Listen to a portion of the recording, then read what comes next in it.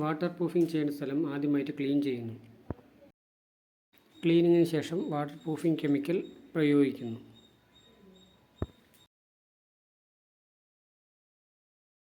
ഈ പിക്ചറിൽ നോക്കുകയാണെങ്കിൽ നമുക്ക് വാട്ടർ പ്രൂഫിംഗ് ചെയ്ത പ്രതലത്തിൻ്റെയും ചെയ്യാത്ത പ്രതലത്തിൻ്റെയും വ്യത്യാസം നമുക്ക് കാണുന്നുണ്ട്.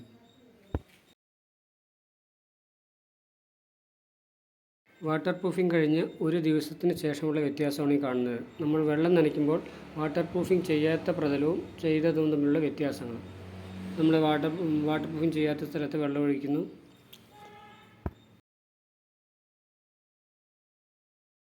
ഇവിടെ നമ്മൾ വാട്ടർ പ്രൂഫിംഗ് ചെയ്ത സ്ഥലത്ത് വെള്ളം ഒഴിച്ച് നമ്മൾ കാണിച്ചു തരികയാണ്.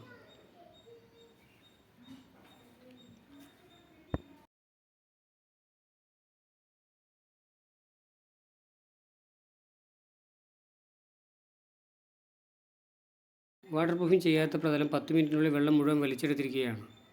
എന്നാൽ നമ്മൾ വാട്ടർ പ്രൂഫിംഗ് ചെയ്ത പ്രതലത്തിൽ ആ വ്യത്യാസം നോക്കൂ, വെള്ളം അവിടെ തന്നെ നിൽക്കുകയാണ്. അതാണ് നമ്മൾ ഈ വാട്ടർ പ്രൂഫിംഗ് ചെയ്ത പ്രതലവും ഇല്ലാത്ത പ്രതലവും. നമ്മളിത് നോക്കുകയാണെങ്കിൽ ഒരു ദിവസത്തിന് ശേഷമുള്ള ആ വെള്ളം കെട്ടി നിൽക്കുന്നതാണ് നമ്മൾ ഈ കാണിച്ചുകൊണ്ടിരിക്കുന്നത്.